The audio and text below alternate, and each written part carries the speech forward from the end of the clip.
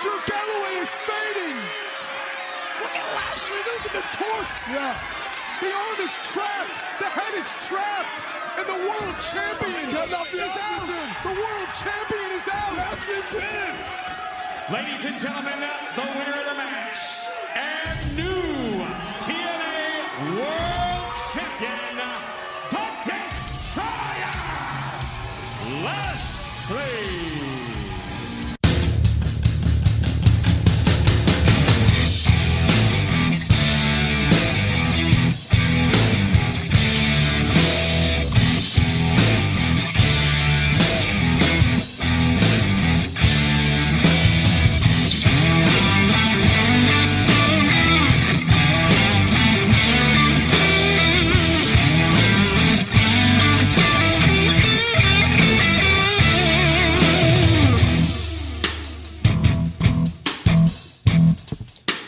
Hey everyone, welcome back to a special Slammiversary review edition of the Heelcast on TNAsylum.net. I'm TNA Dude, and I am joined by the one and only Griggers 12. Griggers, how's it going, bud? Going good, guys. How are you? Doing just fine. Did you catch a show last night? Yeah, it was great. I mean, it's nice to see TNA back on with some live pay-per-views. It was a fabulous pay-per-view. You know, I thought that this was one of the best built shows that I've seen in a long time, and I just felt like they really delivered last night. What did you think? Well, I agree. I think they really put all efforts in it, and I'm hoping that the tapings going forward are going to show the same amount of effort that they put into the Slammiversary. You know, I completely agree. If they are able to take the effort that they put in over the past several tapings, particularly even just the last set of tapings, if they can put that into every set of tapings, this is a company that's going to be well on the road to glory. They will be bound for glory as a company, not just as individuals into a pay-per-view. I definitely agree. It's definitely where they have to keep it. I mean, they're doing it right the way they are now, and as long as they keep on path, I think they're got a lot of things going good for them. Hey, you want to talk about something that they got going good for them? They started off this show with a bang. X Division title match. And my man, Eddie Edwards, crowned the new TNA X Division champion. Griggs, I got to tell you something. I've been pushing for Eddie Edwards forever. I've been watching Eddie Edwards since he was in a Ring of Honor. When he was television champion in Ring of Honor, I remember watching him. The guy can go and go and go, and it gives me goosebumps just saying Eddie Edwards is the X Division champ. It is. I mean, Eddie Edwards is great. I mean, it's good seeing the Wolves when it's just the Wolves as a team, but when they're separate, either of them can definitely be a great part of the X Division, and he showed it last night. Eddie was the man last night. Yeah, Eddie was outstanding, and there were a lot of high spots in this match. I felt like this is what the X Division's supposed to be. It was basically revive the X Division, and this is what an X Division revival looks like. Now, I don't expect to get a pay-per-view quality match every single week, but they could give us some of these matches, these four-way matches. Griggs, did you catch that corkscrew off a springboard from Andrew Everett? Yeah, that was pretty impressive. I mean, I really haven't heard much about Andrew Everett before this, but other than what he's been on, I don't know, one night onlys, I believe, or some explosion matches. But he's definitely a great addition to the X Division. I mean, along with DJZ and whatnot, I think that DJZ needs a run for the title. I can't wait to see him in the mix with the rest of the contenders. I tell you, we talk every week about how great Jesse Goddard looks, and we're going to talk about it again now because when we get to his match, because he does look fantastic. But DJZ has gotten a new life here over the past few months. He really has. I'm just afraid that his contract's going to run out, and they're going to be dummies about it and not renew him.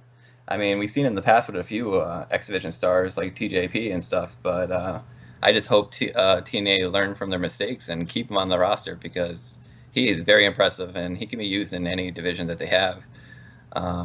As a tag wrestler, as King of the Mountain contender, there's hundreds of opportunities for him. Well, you mentioned as a tag wrestler, and just watching him and Eddie Edwards work together, at Slammiversary, they looked outstanding. Like they could have just been a tag team. They've been together for 5 or 6 years. I mean, they were absolutely outstanding together. The one thing I will say is that TNA took a great step forward by re-signing Tigre Uno, and I hope that he returns for this next set of tapings. And I tell you, the thought of losing DJZ, especially after what he's been doing the past few months, that's just I can't handle it. Yeah, definitely. It would definitely be a low blow, and it's not something. I mean, it's not something that should happen. I mean, with the other organization having their cruiserweight tournament, a lot of these guys are probably going to look elsewhere. But I mean, they know. I mean, look at Tigre Uno. He signed with them, even though he's injured right now. He signed back with them, knowing that his spot there is good. I mean, he wants to be there. I mean, I'd like to see a lot more talent, speak on TNA's behalf and want to be there. Yeah, this I got to tell you again, this match had some outstanding spots. You had corkscrews, you had jumps, you had absolutely everything in this match, and it was really just so well done that it just reeks of X-Division. This is the kind of match that you would buy Slammiversary just to get to see some of this type of action. Yeah, my only gripe about the match is that it was the first match of the thing. I know TNA wants it to be the hot opener. I'm just tired of seeing the X-Division as the first match. I mean, the X-Division is what brought most of the fans to TNA, I believe. It's the reason why I was a fan of TNA. I just like to see it be I'm more on the top of the card and more of the main event. I mean, there's so much talent they have and so much quality in those matches that I think if it had a more prominent spot on top of the card, I think it would do better. I just don't like it as the first opening match. I didn't either. I do like the fact that they opened the show with a bang to get the crowd pumped up.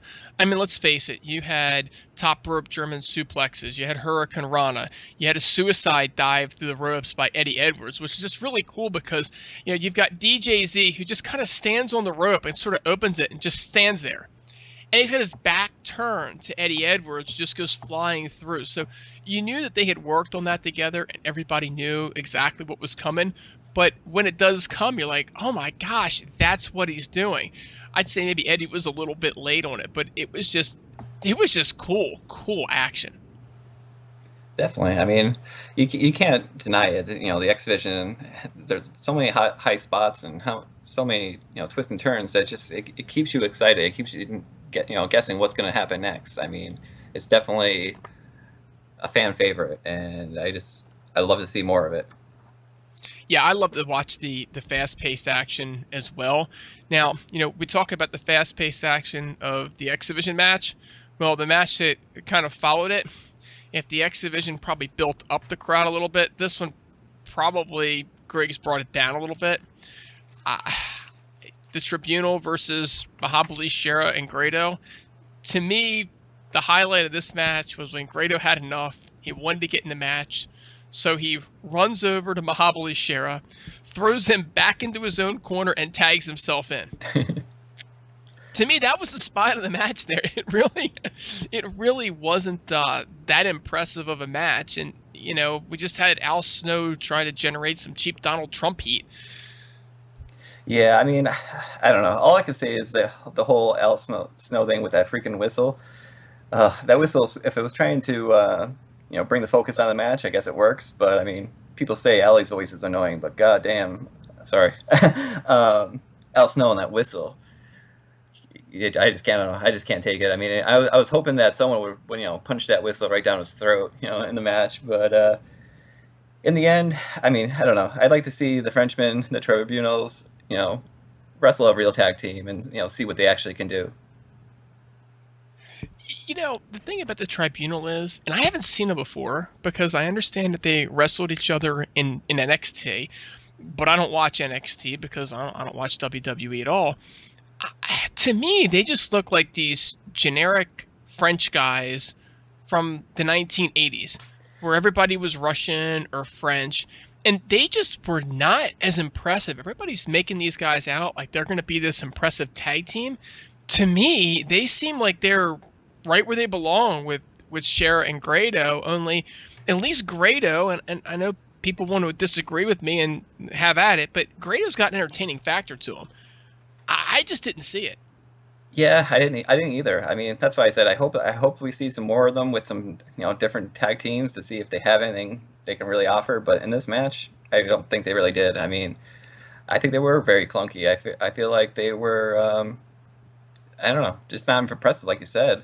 I mean, I like to give one compliment out to Grotto, actually.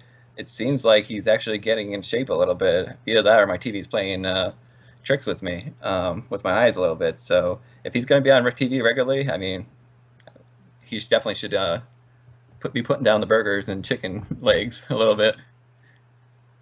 Yeah, I mean, I think I can see what you're saying. He does look like he's probably lost a little bit of weight, but he's never gonna challenge Jesse Goddard's for physique of the year.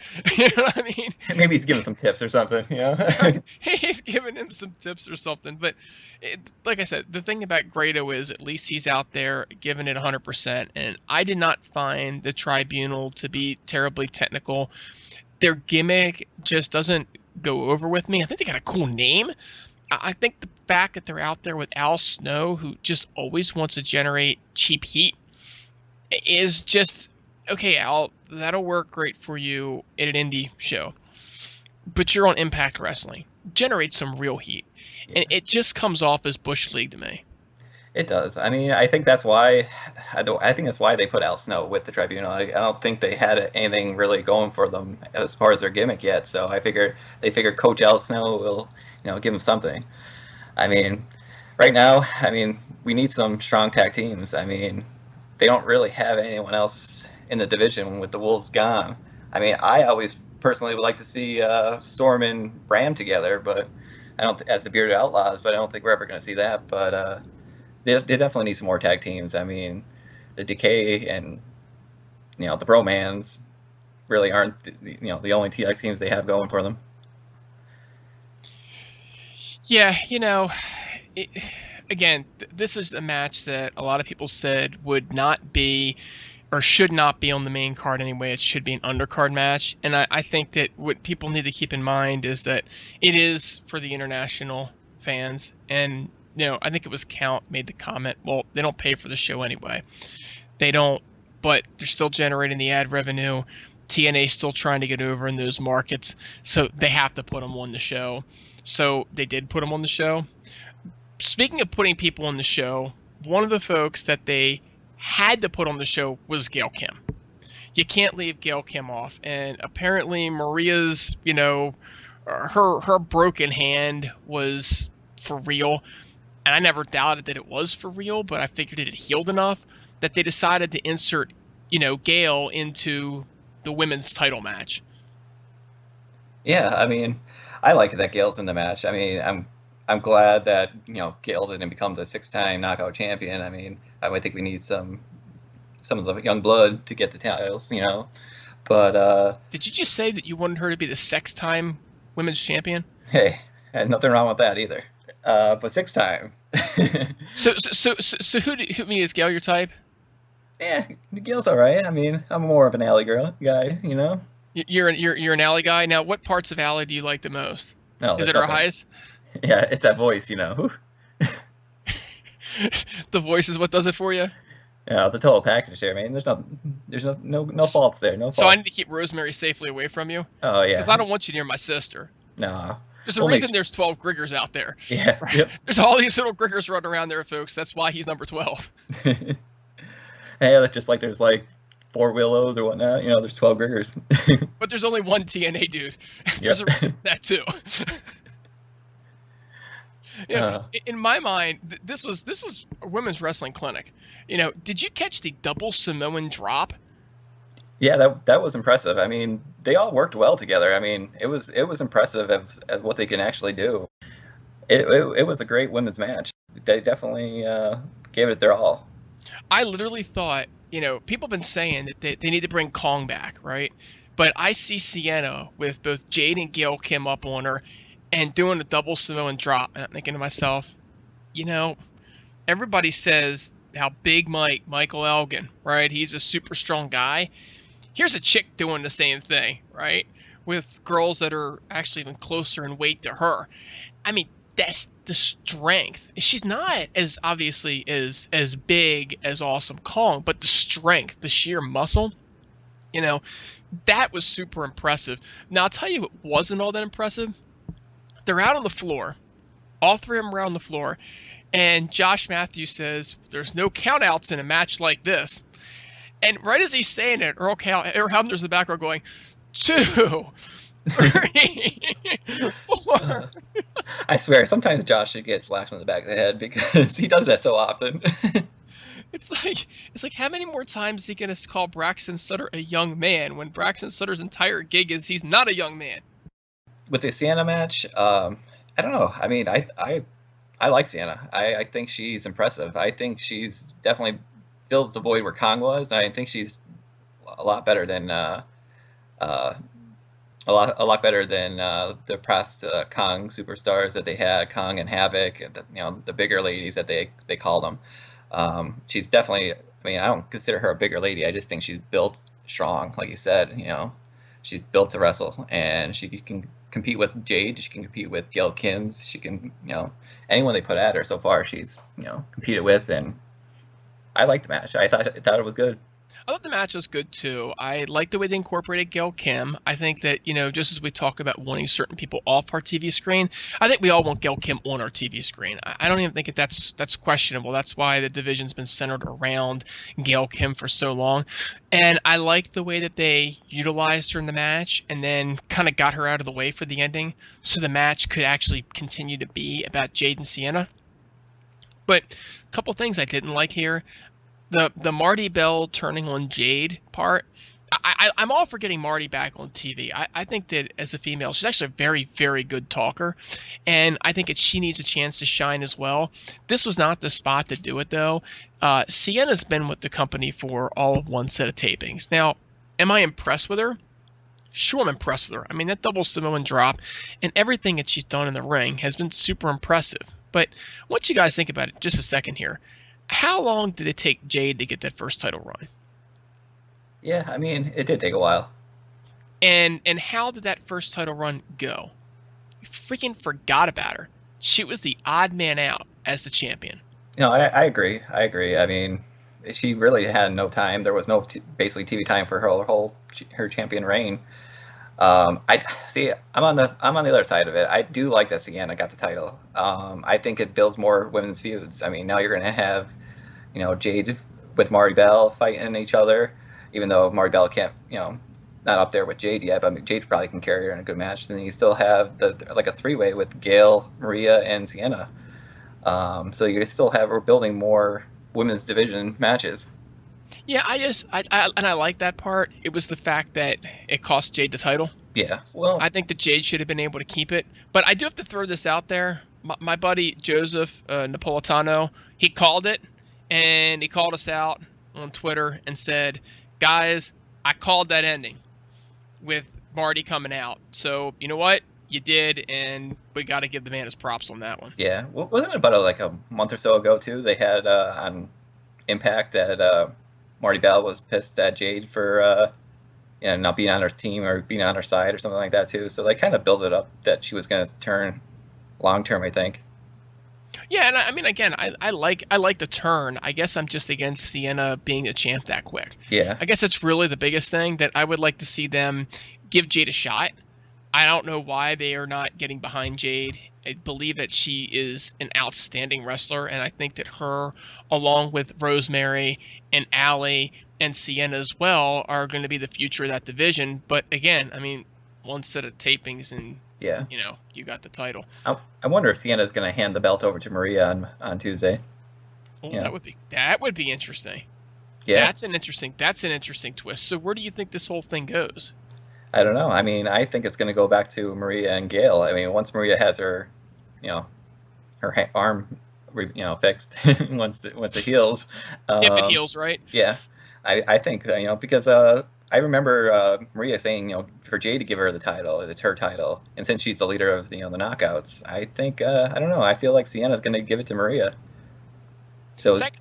I could definitely see that. I mean, she's on Team Maria. The only thing is, if she gives it to Maria, how's Maria going to defend it? True. You know what I'm saying? Yeah, that's true. That's true. I mean, especially unless if it's really not broken and if her hand's really not broken and it's a double turn, just to chicken away from Gail Kim. Yeah, you could definitely see that. I would like to see how Corgan winds up responding to that, because he says he's gonna give her the shot, but that might have also been more for the crowd. I mean, they can write that however they wanna write it. Yeah, there's a lot of story there with Billy. I don't know what's going on with them, with the Miracle, Maria, and Billy Corgan, but they seem like they're always together. So maybe something's stirring up there. Yeah, absolutely. It is absolutely. A lot of people are pointing that one out. Now, we go from a title that changed hands to a title where we had our first successful title defense of the night, and that is Eli Drake defeating Bram. Now, I'm going to ask you the question, Griggs, and you know what the question's coming. What the hell was stuck up Eli Drake's nose? I don't know. I mean, maybe he was gone swimming in the Orlando pools or something. I don't know. It looked like, I don't know, there was something up there. It was, God only knows. I'll be honest with you. I thought Eli Drake actually looked a lot better than he's looked the past few weeks. But the match was very good match. I just wish that Josh would have that JR energy. And it's not fair to Josh to say that he's not Jim Ross, right? Because there's only one Jim Ross. But every match that Jim Ross ever called, he had a lot of energy, and he never took a match off. And I kind of felt like this match got the secondary treatment. Do you know what I'm saying? Yeah. Yeah, I mean, it did. I mean, Eli and Bram, I mean, it's a good match. I mean, there's nothing wrong with it. I love how awesome of a chicken shit heel Eli is. He played the character perfectly. My only issue is that Bram is a heel. I mean, Bram is a babyface. Like, he should be a heel. I don't understand it. His whole violence character, I don't understand it. Yeah, I agree with you. It just doesn't add up. You know what I mean? But they both looked very good in the match, and it was an outstanding match. I mean, it was definitely a pay-per-view quality match. But let me ask you a question. If this match had been a headliner on Impact, would you have left saying that was one hell of a good match? I don't know. I mean, it's something I would like to see on it, Impact as the main event. I mean, I have to give the guys some credit. I mean, they are both capable of being in the main event, and I think time's going to happen that they will be in the main event if they stick with TNA long term. There's definitely these guys can go at it, and I think that each of them play their characters well. I would look forward to that if that did occur. I look at it this way, and I say to myself, TNA needs to strongly consider giving the King of the Mountain title an occasional main event slot, and just take the other main storyline you're running and move it back a time slot, because they could go over, they could have a match like this. It could be Eli Drake and Bram, it could be Mike Bennett and Eli Drake, or Mike Bennett and Bram, or it could be Galloway and Eli Drake. They don't like each other either. There's a lot of people in that, a lot of guys at upper mid card that really could put a match like this on, where maybe they are doing taking it the extra mile, like it's a pay-per-view quality match, but they can get away with doing that because while they've got all these weeks that they're taping in a row, they would cycle the talent in. They wouldn't have to be doing it every single show. It's not like you're asking the same guys to take the same bumps. You're just asking a guy to take a bump in one match. Lord knows Jeff Hardy did it twice the last set of tapings. Yeah, there's no way they're going to get it away from the whole stigma on the belt being the little red toy belt if they don't take chances and actually put it in the main event title pictures. The world title can't be in every match. They have to start cycling some of these other belts in the main event picture. I mean, I like to start seeing some knockouts in the main event. I like to start seeing some tag team matches in the main event, and definitely the King of the Mountain Championship. I mean, I don't know why the hell it's named the King of the Mountain Championship. We don't need to go on that. I think we all disagree on that name, but it'd be nice if TNA started giving credit to the other championships they have. Start elevating the talent that they have. There's, like you said before, there's a lot of talent that they have that are just sitting there doing nothing. James Storm, for one. I mean, he's definitely one that I would like to see in the main event. But we're seeing him in tag team, matches anymore. It's crazy. I mean, where does he go from here? If James Storm and other wrestlers that we have on the in the mid card right now that aren't doing anything. Well, first of all, let's not use the words James Storm and mid card in the same sentence, right? I'm not really sure where Drake and Bram go from here, but they're probably going to wind up going in separate directions. But James Storm's, he did get that match at Slammiversary, so the Slammiversary card for TNA Dude was actually complete. But again, it was let's give James Storm a match at Slammiversary because the fans like James Storm, as opposed to let's put James Storm in the damn main event. Let's let James Storm go after Lashley. Instead, they're using him to build up yet another mid-card guy in Braxton Sutter. Yeah, and that's where he gets stuck in the main event. In the mid card, because they keep putting him in matches like this. I mean, it's nice to give him a rub with Braxton Sutter to get a rub with James Storms. Well, why not do that during an explosion match or some one night only pay per view? They gotta get him out of that. Get him out of that picture. Start putting him in the main event. That's where he belongs. So what do you think of Braxton Sutter? I don't know. Personally, I think he's an okay wrestler. I mean, I think that he's got your woman. Yeah, he's married. He's got something that Griggers doesn't have.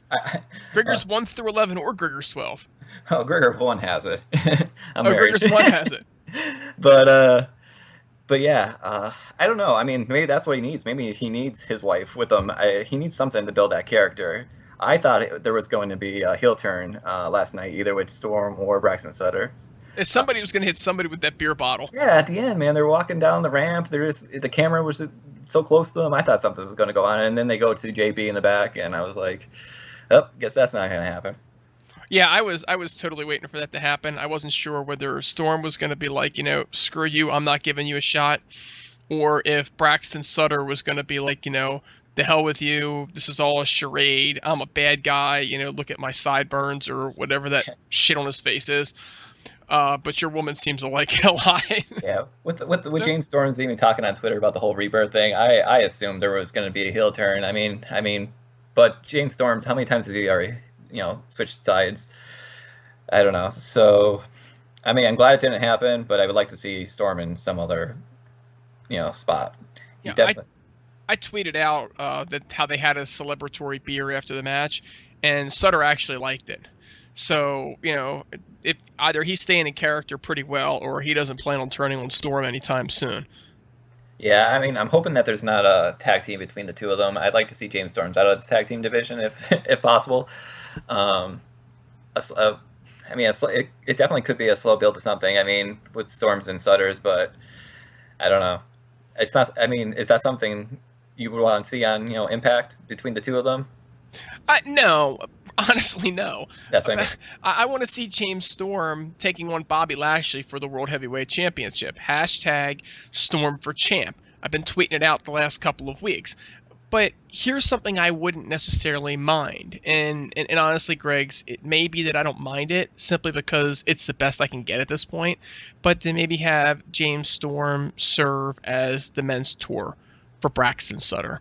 And so not a tag team, but a mentor. And so as James Storm is going against Lashley, right, Braxton Sutter's in his corner. As Braxton Sutter is trying to work his way up the card, James Storm is in Braxton Sutter's corner. And then, maybe this all culminates with Storm getting the championship match and Sutter turning on him. Is something along those lines? Yeah, I mean, that could work. I mean, I'd like to see something like that, but I'd like to see Sutters actually help Storm, get the title. Maybe that's something that Storm's, needed. Maybe he needs someone on his side to, help him out.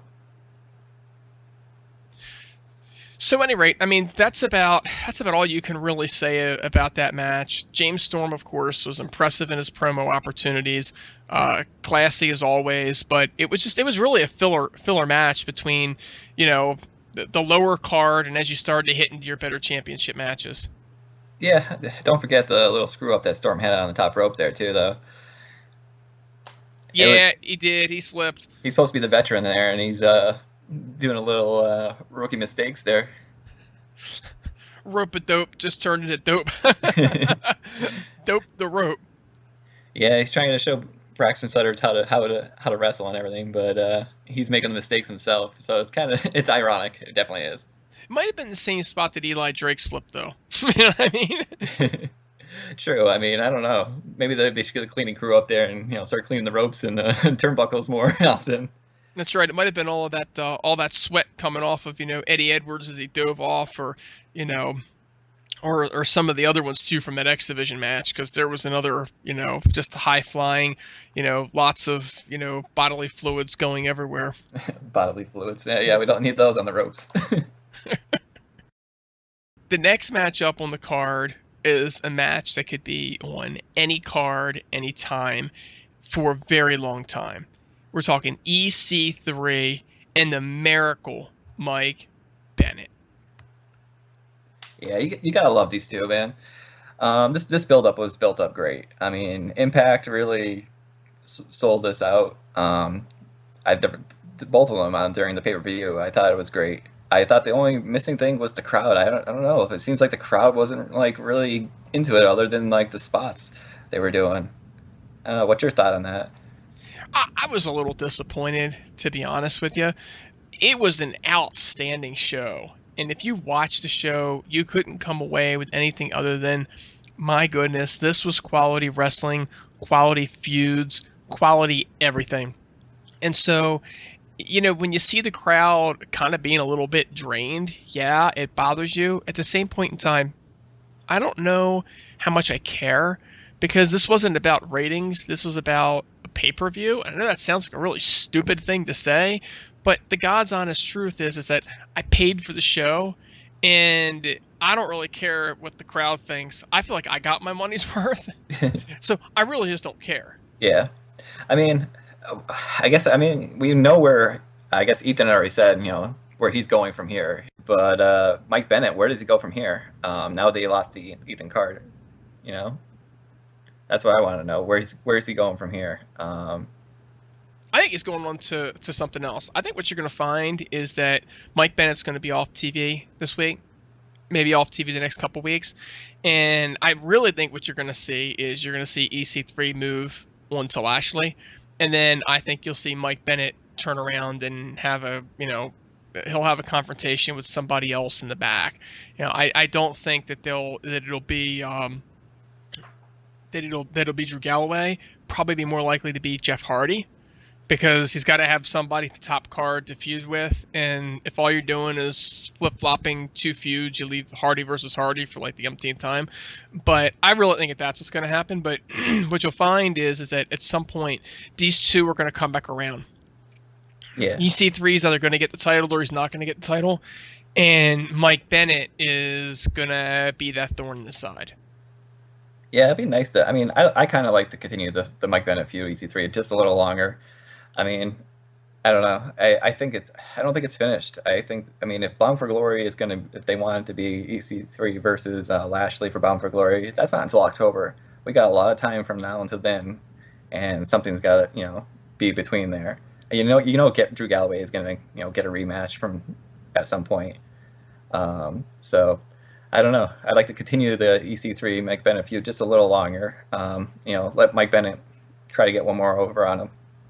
I think a lot like Bennett, I think you'll find Galloway will probably be off this week as well. And you'll see Lashley celebrating, and then you'll see probably, an EC3 confrontation. I do think that there's a lot of time between now and October, and I like gentle, slow, and methodical builds. So I would much rather see maybe James Storm pop in first and get, a run. I'd like to see Storm actually win the title, but at the very least get a world title run. I think that Jeff Hardy obviously is always somebody that they can go back to, but I don't think that Jeff Hardy really plays well with Lashley. Lashley's a very strong individual. He's a very strong character, and Jeff Hardy is more of a charismatic enigma. Versus James Storm is a very in-your-face kind of a face, actually. So that's kind of what I'm thinking is going to happen. But again, this EC3 Mike Bennett match, and we saw a really killer DDT from the guardrail onto the floor by Mike Bennett. Did you catch that move? That move just kicked some serious butt. Yeah, it definitely did. I mean, that was impressive. It was. I mean, you definitely can't. You have to give it to them for going all out. I mean, like I said, both of them always. I think they always deliver, and they definitely delivered during the Slammiversary. No doubt. I mean, they hit their finisher after their finisher after their finisher. There were chairs. There was interference. I think it was the third 1%er, correct me if I'm wrong, that actually finally won the match. I just thought that, again, EC3 and Bennett, this is just an instant classic. It really is. It was an outstanding match, really deserving of the #1 billing on the show. And honestly, you could say it rightfully wasn't the #1 billed match. Yeah, unfortunately, it was like the fourth from the top. I mean, that's one thing. I mean, there was other matches that were ahead of it, and you wonder why Ethan Carter and Michael Bennett was so low on the card compared to the others. Compared to let's say the tag match or whatnot. I don't know. It's for how well built it was. I'm surprised it was a 6th match on the card. Yeah, and I didn't have a problem with that per se, and the reason I don't have a problem with it per se is that EC3 is the face of this company at this point. Honestly, he's the face of the company, and I like not having him at the top of every single card like WWE always does with John Cena. Every all you hear is that he's it's the John Cena show on Raw. And so I like having EC3 down the card every now and again. So he doesn't have the belt on him, put the belt at the top of the card, relegate him down the card. He can still draw. He can still do his thing. See, I feel like we have a lot of faces of TNA. I mean, it's just not Ethan Carter, right? I mean, we got Michael Bennett, we got the Drew Galloway, we got Lashley. I think there's a lot of talent that is trying to take the ball and run with it. They're trying to make a name for themselves. The Eli Drakes. There's a lot of fresh faces that are trying to take the ball and run with it. And it's just a matter of time and given the opportunities. I really don't want to see another Jeff Hardy as the TNA World Champion in 2016. I'm hoping that never happens in 2016. I think it's time for him to be used to bring up the new up and comers. He's an established name. Why not establish some other talent that TNA has? So I'm hoping that's where he goes. But I'm stuck here because part of me wants to agree with you and the rest of me realizes that I don't want to agree with you because I don't know why I would want to agree with you. But Jeff Hardy, he does bring a lot of legitimacy. He brings a lot of fans and people really like him. To me, I want to see a stronger character. And I'm not talking about how many push-ups you can do or how much weight you can lift.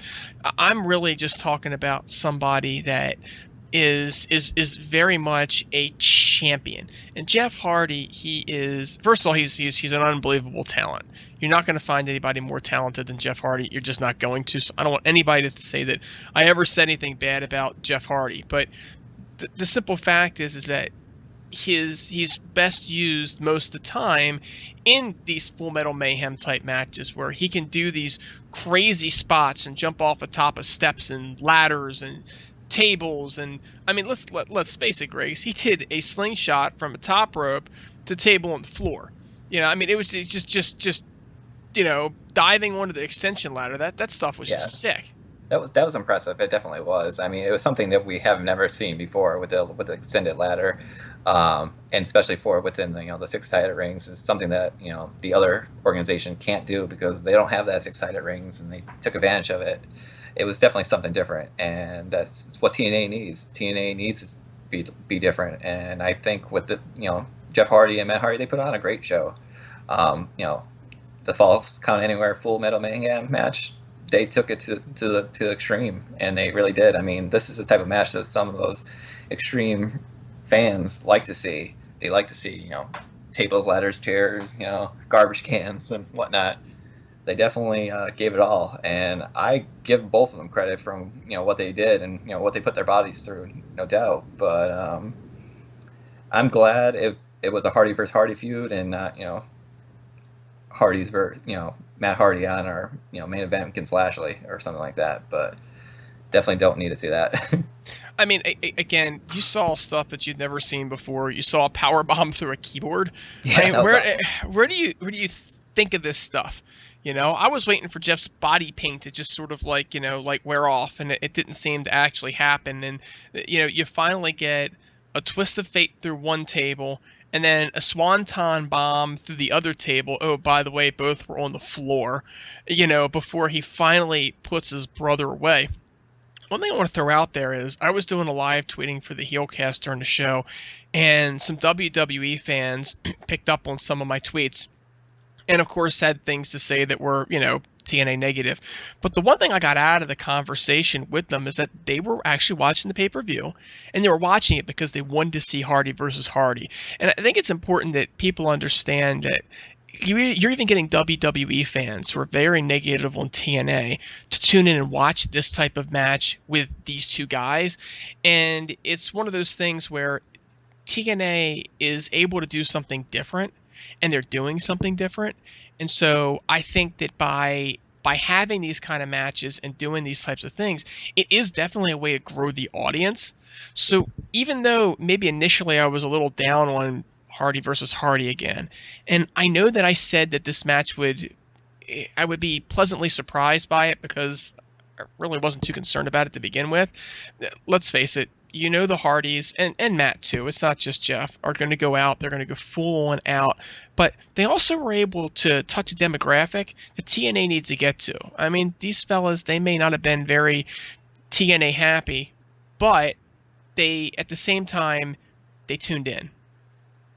Yeah, I mean, it's impressive that, I don't know, this just the way that, you handle yourself on the thing. I mean, I think you handle it right. I think that these WWE fans they're so adamant about the Hardys returning to WWE because they want to see them there one more time. Just like Kurt Angle, they wanted to see him back there in the WWE. If they really are fans of wrestling and they're fans of these wrestlers, they would, watch them either way in TNA or, any other organization. I don't know. I mean, I'm glad that they tuned in. I mean, let's hope that they watch on Tuesday, and let's hope that TNA can get some more fans, whether they're WWE fans or TNA fans. We need fans to watch the product. So let's just continue to grow from here. And if it's a pay-per-view like this that gets fans watching, so be it. And if they get them to start talking, I know the whole Matt Hardy video went viral apparently, and Exactly. It worked. Yeah, so TNA just needs to keep doing things outside the box, and it seems like that worked. I mean, everyone thought it was just some 80s cheesy video they were doing, but hey, it was an 80s cheesy video. Let's not call it something that it wasn't. It was definitely an 80s cheesy video. It was god awful television. But again, and this is something that, and I've been very critical on Matt Hardy. I don't believe Matt Hardy is a top of the card guy. I've always said there's room for him on the roster. I've never said get rid of him. But the one thing that he does well is he plays his character on Twitter and in the ring, as well as anybody that you're going to find. He goes out of his way to find Raven Effect's comments about him and give Raven Effect shit and make Raven Effect think that Matt Hardy hates him. Matt Hardy loves that stuff. He eats it up because he can make money doing it. And he realizes that what's good for the business is actually good for him. Yeah, I mean, I like that both of them took, they're taking chances on their characters. They're bringing in Willow, they're bringing in Broken Matt Hardy. They're trying different things.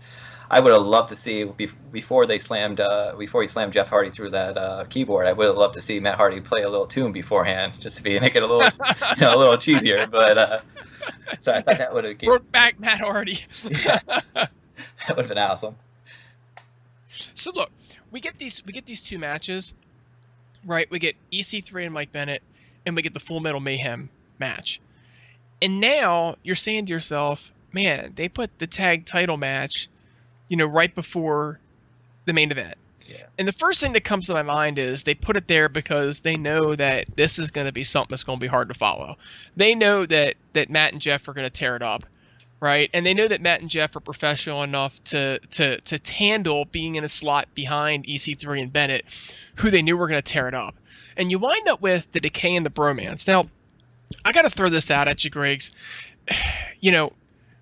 Executive producer Wake Chambers and our brother at arms Raven Effect, they both said the Decay versus the Bromance, this could be the sleeper match. Now, I'm going to be honest with you. I disagreed with them, but only because I kind of expected this to be a good match to begin with. But being put in this slot, did you think that there was a chance in hell that they could succeed? Hell no. Did no. they succeed? I mean, they did their best. I mean, I thought Decay gave their best shot. I mean, it just... Are you kidding me? I don't know. I thought this match was outstanding, dude. I thought this match just kicked. Man, I don't know what you were smoking. Did you sleep through this damn match? Maybe. I think you slept through this match. Now, look, the first thing that I want to throw When don't I sleep when the Bromans are on TV? Come on. How can you sleep? It's the boom, man. Boom! Look, Burn, right? but man, that's DJ Z. Yeah, I know you'd like yourself some DJ Z because you got that one out before. So, let's call it the way it is, man. I'll be honest with you. I'm going to disagree with you on this one. I thought this was a great match. I thought that Robbie E, he can wrestle. I think that Jesse, he has the prettiest drop kick in the business, but my move of the night, the entire night, was the best move of this match. What move do you think I'm talking about, Griggs? Well, I don't know. You tell me. Oh, you don't remember? I tweeted it. You won't find this bump on WWE. Oh yeah, I did see that. Yeah, that you played. That's yeah. Yeah. Look, folks, if you haven't watched the show, this is reason enough to purchase it. Rosemary sneaks up behind Jesse Goddard's. And Jesse turns around on her, and Rosemary's kind of hunched over doing this stuff, and Jesse's posing for her. He's kind of like grabbing his chest and doing stuff like he's the man. And Rosemary, she don't care. Jesse reaches over, grabs her, picks her up, presses her over his head, and throws her out of the ring on everybody else. I went freaking nuts. I went absolutely nuts on that. Now, I know that I said that I needed Rosemary to spew the mist on Raquel, and we got mist spewing everywhere in this match, right? But it didn't go on Raquel, but that was awesome. Yeah, I mean, I think it was just having to go after Hardy's. I think that was the thing for me. I think I don't know. It just didn't have it for me. It wasn't. I mean, I don't know. It wasn't a strong match to me. But for you, I mean, the points that you're coming across are definitely decent points. I just think that the placement was off for me. See, in my mind, this was a match where you knew going in that Decay were going to win, right? But weren't there at least a couple of times when you thought, oh my gosh, when Abyss spists the mist and it winds up going on Steve, and the next thing you know, Steve is caught in their finisher, and he's in the Boston Crab, and you're thinking he's getting ready to tap, and then the next thing you know, they get the ref out of the ring, and he does tap, and you're thinking, okay, they're safe now, and then the next thing you know, it happens again, and you think he's getting ready to tap again, and they just somehow get out of it. I mean, there's always a chance with Abyss. Abyss is so goofy looking and so goofy in the ring sometimes that there's always that possibility for them to lose. I don't know. I mean, Crazy Steve definitely he's impressive, and I think that given the opportunity, I think that their team could definitely be a long-term success. Yeah, I love the match. You know, to me, I can understand when you start looking at the rest of the card how you could actually claim this is a sleeper just because the whole card was strong.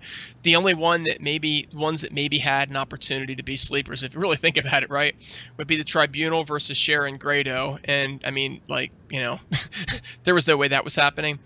And potentially the Storm Braxton Sutter match, which wasn't even really announced. So I'm thinking, you know, for my sleeper, I'll probably go with one of the other ones.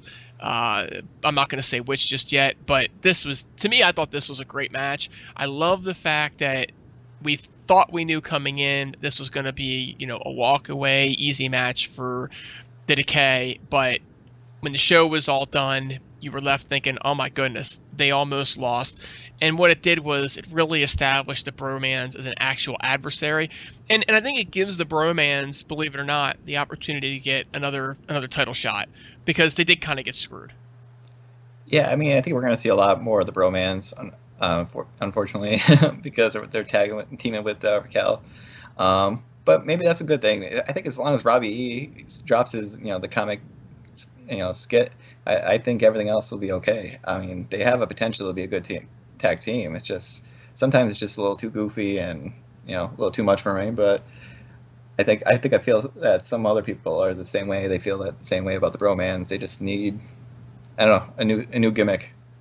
So let's talk about, you know, you said about like goofy and a little too much. Let's talk about somebody who doesn't have the word goofy. Nobody would ever say it to his face, that's for sure, right? But there's nothing goofy about Bobby Lashley. This match is over. We go on to the main event. And I'm thinking to myself, if this match somehow steals the show, I might just have to buy it again.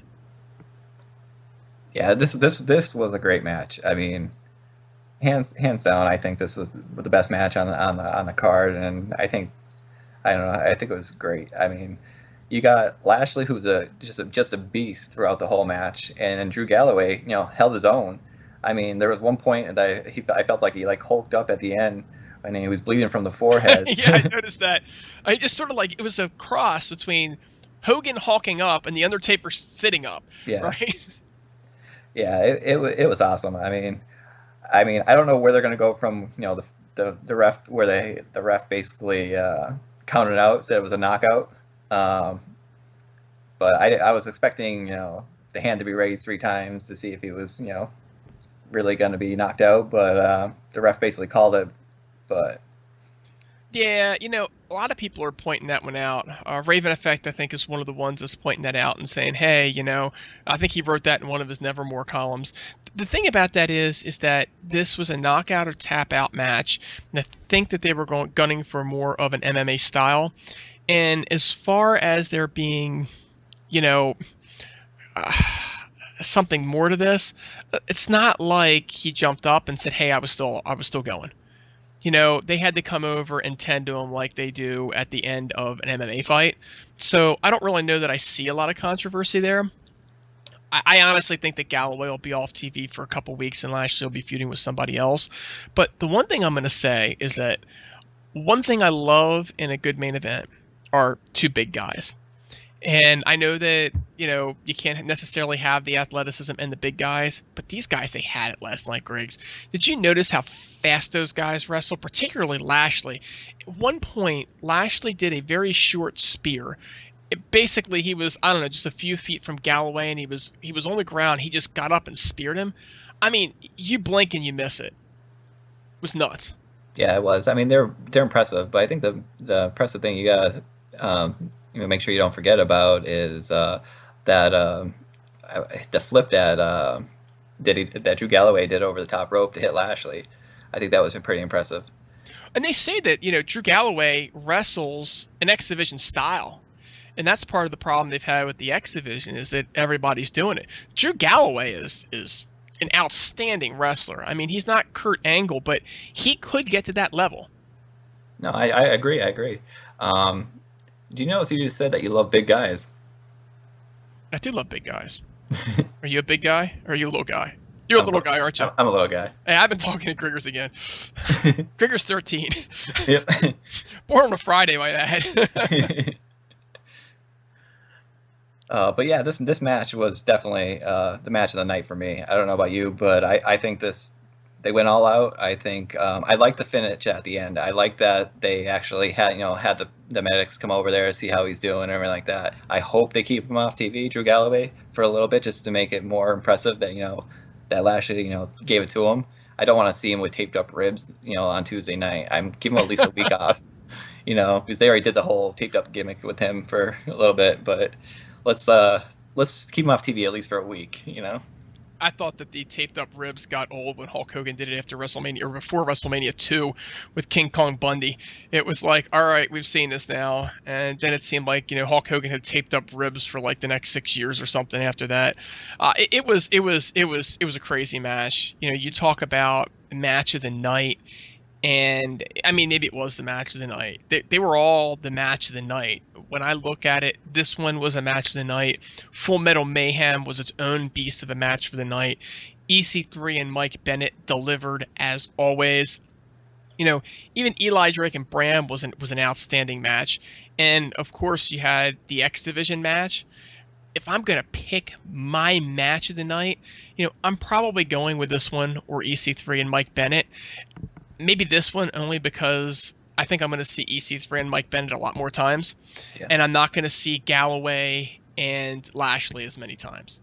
Yeah, I mean, we'll see it one more time at least for the rematch clause they always have, but definitely, I think we're going to see Ethan Carter and Mike Bennett go a little bit more, which I'm happy for it. I think you can't. Not count out the X Division match. Eddie Edwards, Trevor Lee, Andrew Everett, and DJZ. I think they gave their best and they gave it. They were impressive. I mean, you can't deny the X Division, and I'm just hoping TNA sees the X Division as, just not an opening match, just not one-off matches with these four ways. I'd like to see some build in this division. I don't think the Helms Dynasty is something that's really gonna build the division. Help with Helms taking over the X Division, but I don't know. I'd like to see some new talent. I'd like to see, I think Raven's top prospect, Chiron, back in the X Division. There's a lot of talent. I would just like to see, more X Division. Definitely more X Division. And when we say more X Division, we don't necessarily need the entire show to be X Division, but we definitely want to see that little bit high flying style. And TNA, to be honest with you, has really shifted to a little bit higher flying style anyway, as you referenced in the Lashley Galloway match with Lashley doing dives, and that's something that he does quite a bit. I mean, he's X Division style himself. It's nice to see your big guys, do some of the X Division moves, do some of those flips that that you're not expecting to see the guys at their weight class do. That part is definitely impressive to see. A 6'5" guy, 280 pounds flip over the ropes. It's definitely something that TNA can get behind. Something different. Absolutely. Now, look, we talked a little bit about it so far, but where do we think that things are going to go on Tuesday night? The only thing I know about the card as of this moment is that there's going to be, multiple titles on the line. So, starting with the X Division and Eddie Edwards, what do you think happens? Who is his first title defense going to be against? I think it was announced online today. It was going to be against Trevor Lee. I think it was on ImpactWrestling.com. I think that the new co-host of the Impact show over there, I can't think of her name, Mackenzie, she announced that. So I think that'll be an impressive match. I mean, we're going to see it again. Now, Griggs, is Mackenzie your type? Oh, there's nothing wrong with that. Nothing wrong with that? Nothing wrong with that at all, man. Nothing wrong with that. I think they had to get rid of Josh Matthews and just let Vern Alley call the show. I agree. I would like to see her to replace Josh Matthews and Booth. Oh, give her a chance. I mean, I don't think Josh has really given us much. I mean, I can imagine her and Pope. Oh, I was thinking both of them in Pope. I was thinking Mackenzie, Alley, and Pope could pimp them out. Yeah, Pope is great. He is. He's awesome. I mean, I like Pope. I mean, dude, you're starting to sound like Wake the Snake Chambers now. Like every word out of your mouth is starting to sound like Wake Chambers, man. That's what he always says. Maybe I am Wake Chambers. You never know. Griggers 15 is Wake Chambers. That's right. He got Griggers 11, so you had to be 12. Yeah, so moving on to the females, Sienna is the new women's champ. Do you think that Jade gets the first title defense, or do you think that maybe Jade goes on and starts to feud with Marty while Sienna maybe has a title chance defense against somebody else? Yeah, I don't know. I mean, I think we're going to see Sienna versus Gail Kim. I think, Jade has her hands tied now with Marty Bell. I wonder where Rebel is going to be placed into this. I mean, we haven't seen her in a while, but, it's the Dollhouse all over again, so maybe we'll have the 2-on-1 thing, so that way Marty Bell can get one over on Jade, so we can continue that storyline a little bit. I don't know. I mean, I'd be okay with that. I'd like to see Sienna versus Gail Kim a little bit. I think that will try to elevate Sienna and make her a reputable champion. Maybe a nice, best of 3 match with Sienna and Gail Kim would be nice.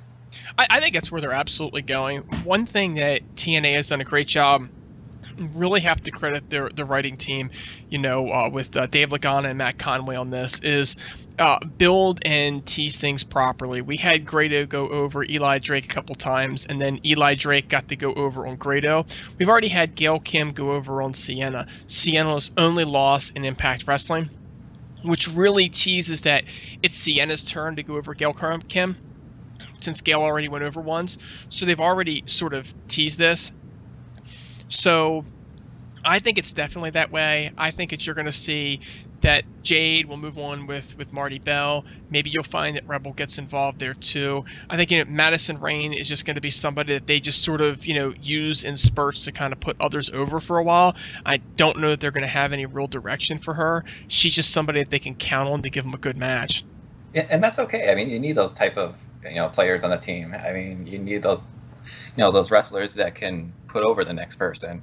I'm surprised that Madison's not actually in the picture. I mean, with her involvement behind the scenes, Josh Matthews, but I'm surprised that we're not seeing more of her. But at the same time, I'm glad to see the new faces and the new direction, that the writing team is going. I think that's the right place to go. I think it's time to establish more characters, bring in some new faces, and get the audience, in tune with them. And I think that's where they're going. I think that's they're putting TNA in a good position. To me, the one that's going to be of most interest is going to be what they do with Eli Drake when they move on from Bram.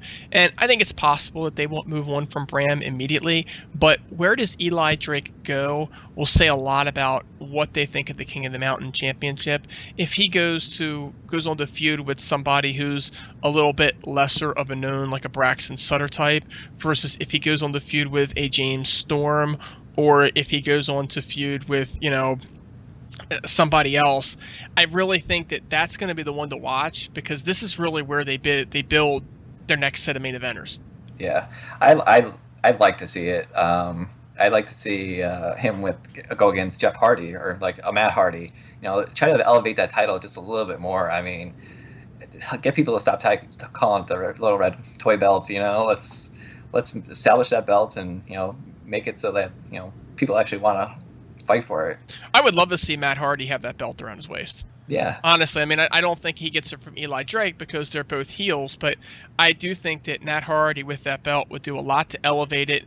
I think calling it the King of the Mountain Champion and him being iconic and this and that could really give that belt a lot more prestige, and I think that he can have good matches with the younger talent as well.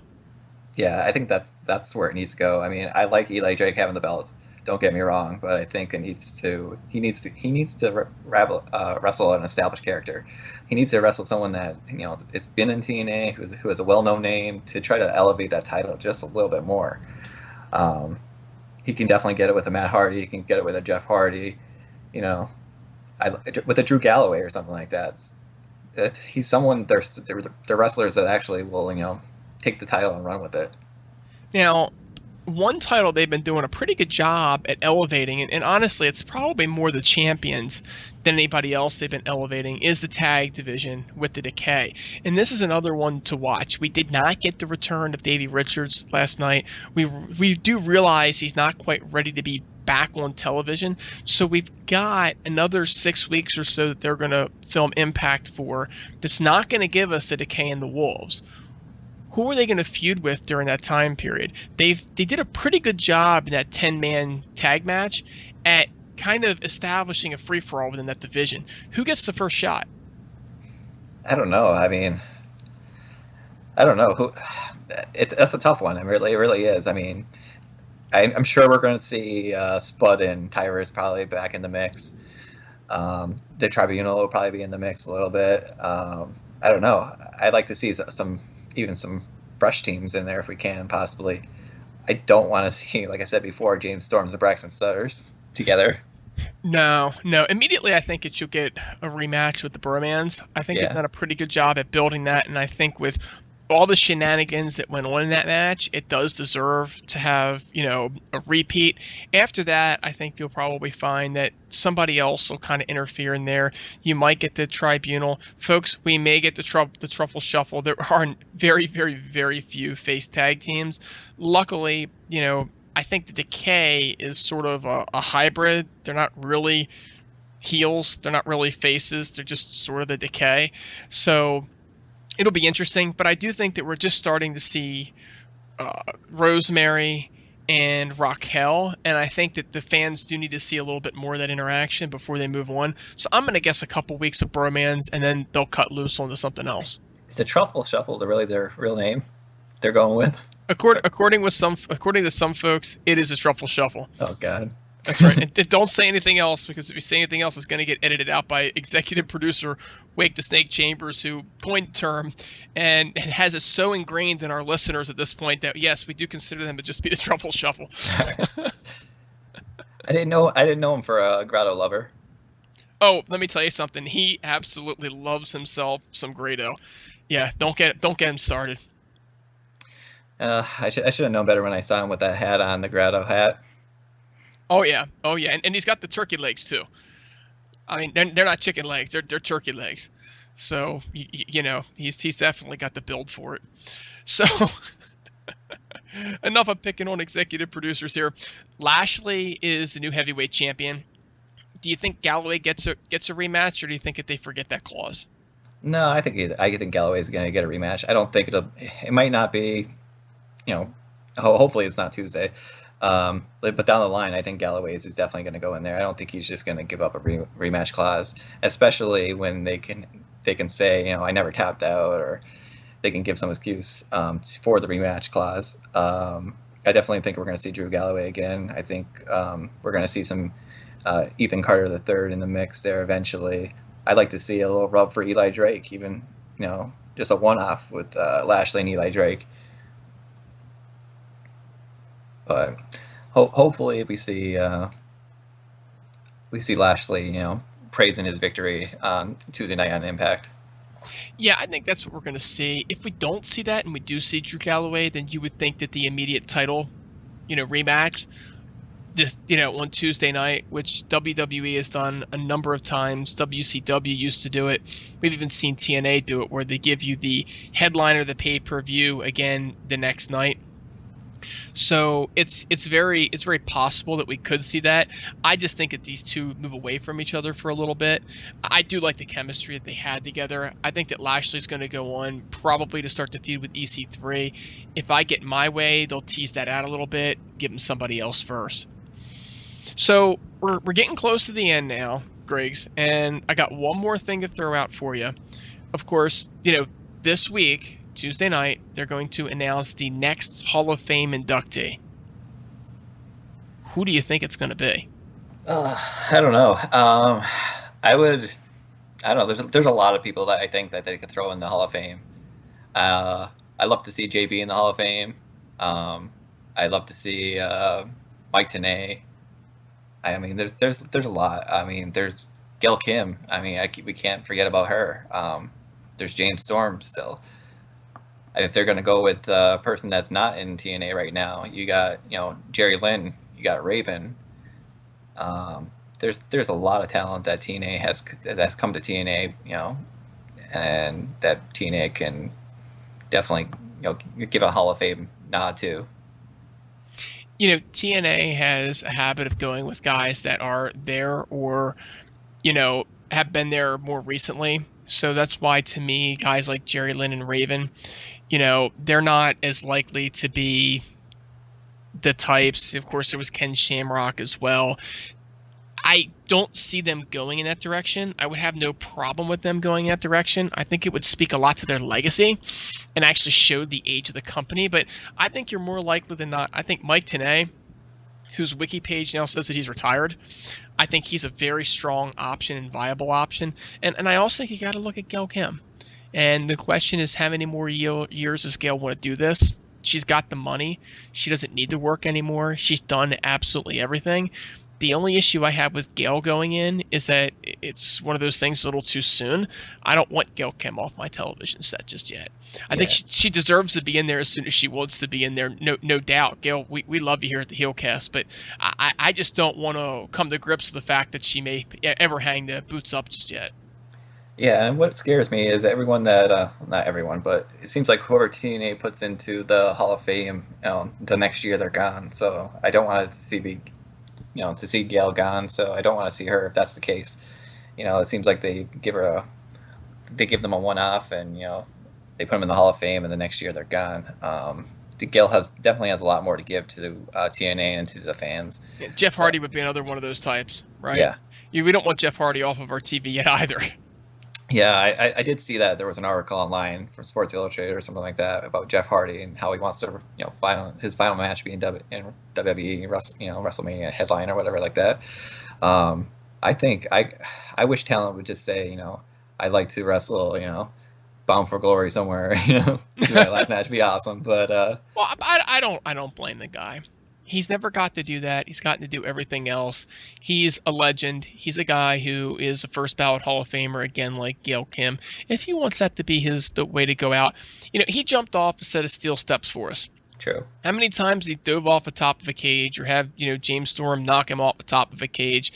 How many dumb things has he done to his body for us, except maybe for that one dirt bike incident where he didn't really do it for anybody? But I mean, if that's what he wants to go out, you know what? I'm supportive of that.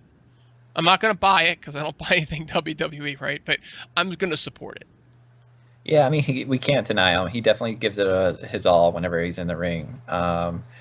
He's definitely an asset, to any organization he's with. So I like him in TNA. I think he's doing a great job. Ever since he's been there, except for that one incident with Sting, and I think that one pay-per-view, Victory Road or whatever it was. But yeah, that was a different time. That's behind. Yeah, that's behind him. Yeah, but definitely, I can see him. I'd love to see Don West. I'm sorry, I'm a big Don West mark. If we're gonna go that route and not have a real wrestler, but he could sell brown bag specials, right? Yep. All right, look, folks, it's very clear that at the Heelcast, it's under wraps. We have no idea who the next Hall of Fame inductee is. We're hoping it's going to be somebody good, and we expect it to be somebody good. And, folks, that's all we've got for tonight. So, on behalf of the entire Heelcast, my good buddy, Griggers12, and all of his family members 1 to 11, executive producer, Wake the Snake Chambers, and everybody at tnasylum.net, I'm TNA Dude saying have a great night, and we'll catch you in a couple days on our normal weekly show.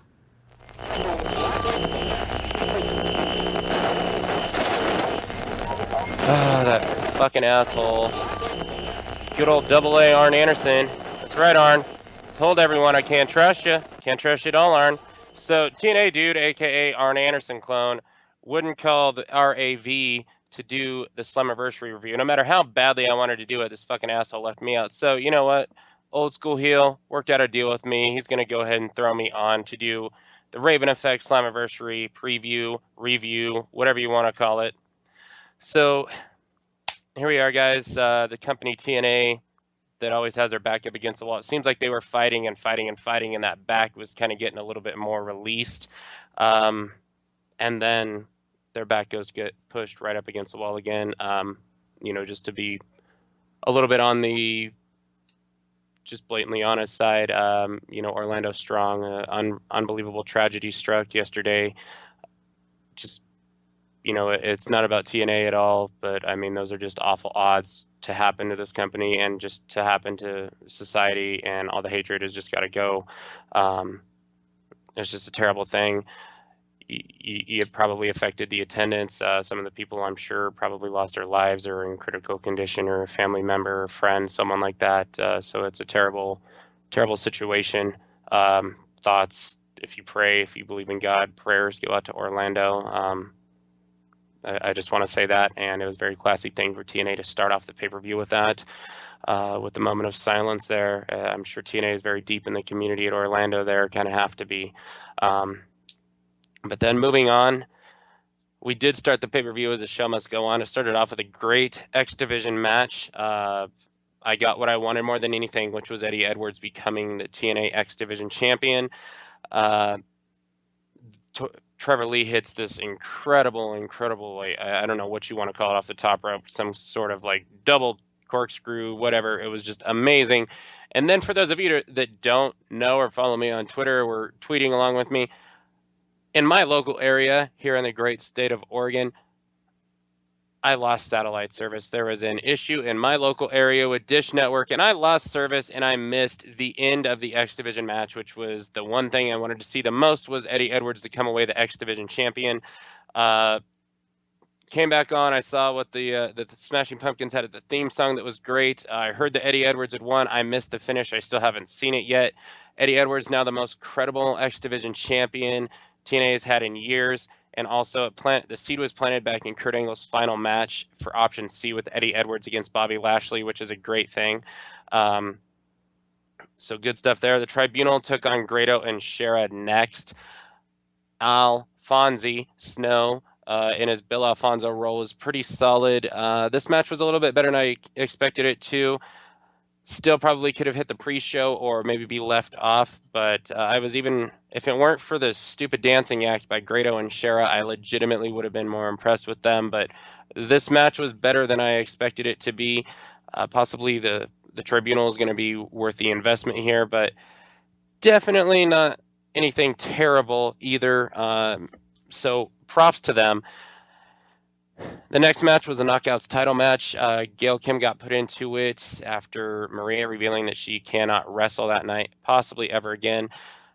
I love Gail Kim to death. I legitimately think she is the best female wrestler in the history of pro wrestling in any company. But I was sitting there thinking, I absolutely do not want to see Gail win this title. And I kept thinking that was the road that they were going to go down, but they did not do it. The person I wanted to win, Sienna, came out on top. I'm very excited for the Sienna championship reign. I think this was a great knockouts match. Maybe could have used a little bit of time, and that's kind of where the Grado and Shera match probably could have gotten scrapped to add some time to some of these matches. But great match, possibly the best knockouts match all year. Marty Bell comes in. It's nice to see that TNA's actually got something in mind for Marty Bell. She's not being hung out to dry. So good stuff. Thank you, Marty. Congratulations, Sienna, the new champion. I am ecstatic for this reign. Next, we had Braxton Sutter interrupt James Storm, which then led to a match. Guys, this was a genuine Slammiversary moment, and I will tell you this, that it was the reason that I say genuine is because in another company that likes to push all these moments so tough, they're very forced and hard to believe. They don't come naturally anymore. But this was a legitimately natural moment. Good match. It was great to see James Storm get on the card, as no one deserved to be on this card more than James Storm. Him and Braxton had a pretty solid match. Nothing spectacular, but very good. I kept thinking with the interruption and then the celebration afterwards, literally everything was screaming to me that Braxton was going to turn on James Storm to do this takeover, but it didn't happen. So good job of fooling me there, TNA. Congratulations to making it to the real big leagues, Braxton Sutter. And I look forward to seeing you in Impact Wrestling. James Storm for Champ 2016 needs to happen. King of the Mountain title match was the second match I was looking forward to the most because I think both guys have star written all over them. However, the chemistry was off. This actually may have been the worst match of the night. It's right there with Tribunal against Grado and Shera. It wasn't bad, but it just did not live up to expectations. Like I said, something seemed a little bit fishy. I'm not making any accusations toward Eli Drake, but I mean, you saw the guy slip. He had some weird stuff in his septum nostrils. There was a power bomb where it seemed he jumped way too high. And then if you notice with Bram, the guy never took his tank top off.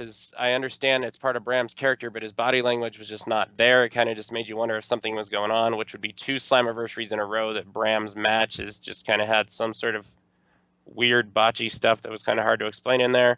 A little bit of an anticlimactic ending, but truthfully, I never saw Eli Drake going over clean on Bram. I thought that was a huge win for Eli Drake. All hail King Eli Drake. All hail Bram as well. Literally, the sky is the limit for both of these guys, 2 future superstars in TNA. The best feud in the entire pro wrestling industry, in the entire business, EC3 versus Mike Bennett, lived up to the hype in my opinion. It was a great match. This was the second absolutely great match of this night.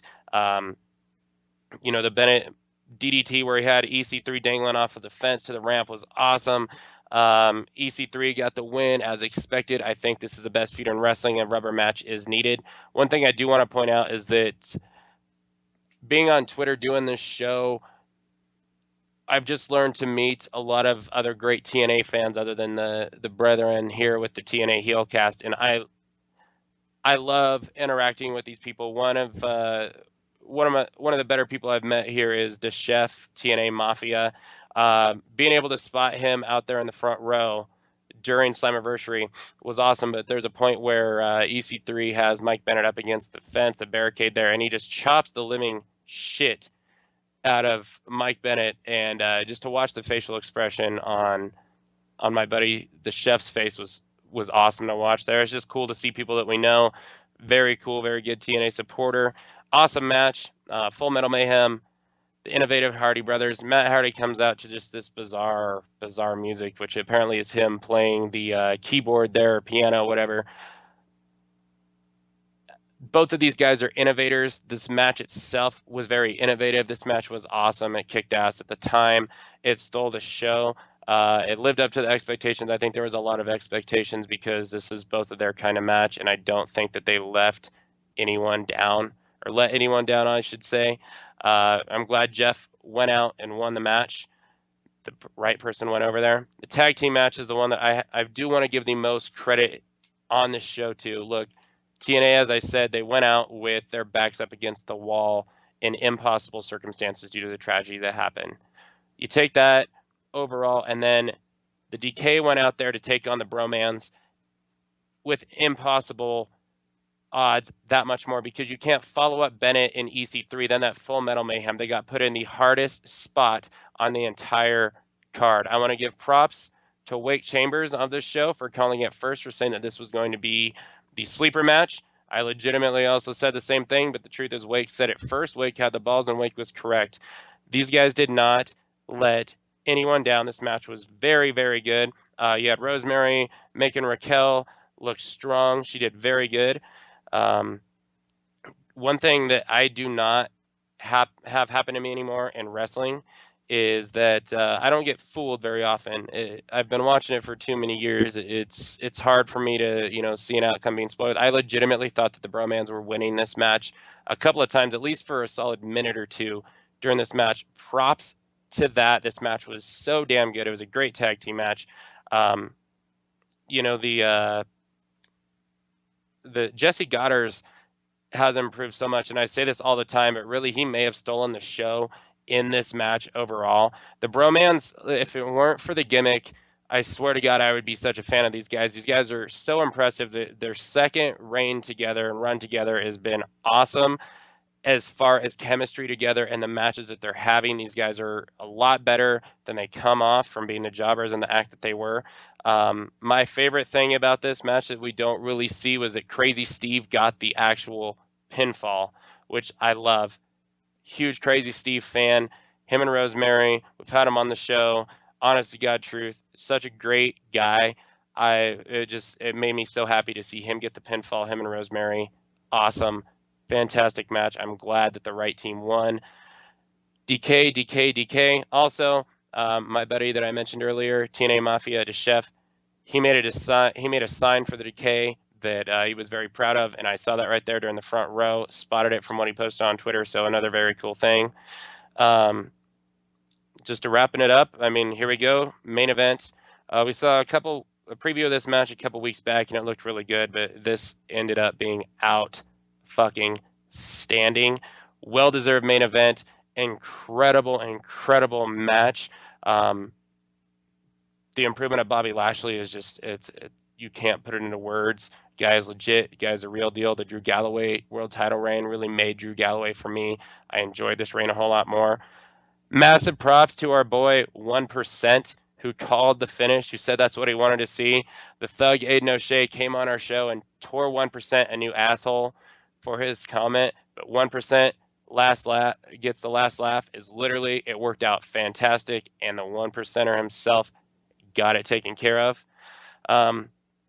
I felt that Slammiversary needed to have at least 3 great matches, and they gave us 4 great matches, along with 2 very good matches with the women's title match and with the tag team match.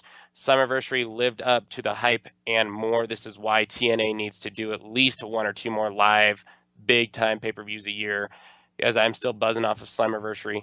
Fantastic show. Backs up against the wall, and they fight out of it. This is what TNA is all about. Props. Kudos, Dixie Carter, Billy Corgan, the new Minority Order owner and company. TNA roster, you kicked ass. Love you, TNA. Thank you for the great pay-per-view. Worth every dollar.